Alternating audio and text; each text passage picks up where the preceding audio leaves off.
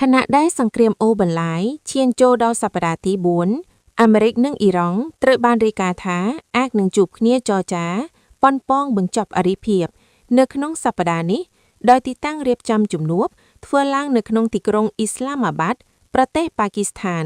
នេះបើតាមសារព័ត៌មាន MSN បើតាម MSN ប៉ាគីស្ថានទួរគីនិងអេស៊ីបបាននឹងកំពុងធ្វើការនៅពីក្រោយឆាកដើម្បីនាំភាគីទាំងពីរមកកាន់តុចរចាប្រភពក៏បានបង្ហាញថា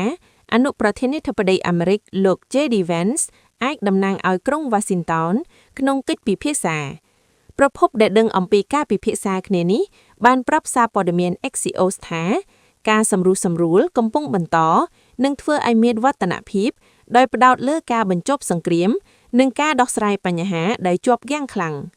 ការលើកឡើងពីផែនការណាត់ជួបគ្នានេះបានកើតឡើងបន្ទាប់ពីប្រធានាធិបតីអាមេរិកលោក Donald Trump កាលពីថ្ងៃច័ន្ទបានប្រកាសបញ្ឈប់ការវាយប្រហារលើហេដ្ឋារចនាសម្ព័ន្ធថាមពលរបស់អ៊ីរ៉ង់ដោយអះអាងថាអាមេរិកមានកិច្ចពិភាក្សាប្រកបដោយផលិតភាពជាមួយអ៊ីរ៉ង់ក្រោយមកកាលពីថ្ងៃអង្គារលោកប្រាប់អ្នកសារព័ត៌មានបន្ថែមអំពីការចរចារវាងក្រុមបេសកជនរបស់អាមេរិករួមទាំងអនុប្រធានាធិបតីអាមេរិកលោក JD Vance ជាមួយនឹងមនុស្សចំគោលដៅល្អនៅអ៊ីរ៉ង់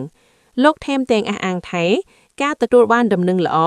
ជុំវិញច្រកហ័រមូសទៀតផងប៉ុន្តែលោកមិនបានលម្អិតនោះទេយ៉ាងណាមិញអ្នកនាំពាក្យក្រសួងការបរទេសអ៊ីរ៉ង់បានបដិសេធថាអ៊ីរ៉ង់មិនធ្វើការចរចាជាមួយអាមេរិកទាល់ទេសោះក្នុងអំឡុងពេល24ថ្ងៃចុងក្រោយមកនេះបើតាម MSN ដដែល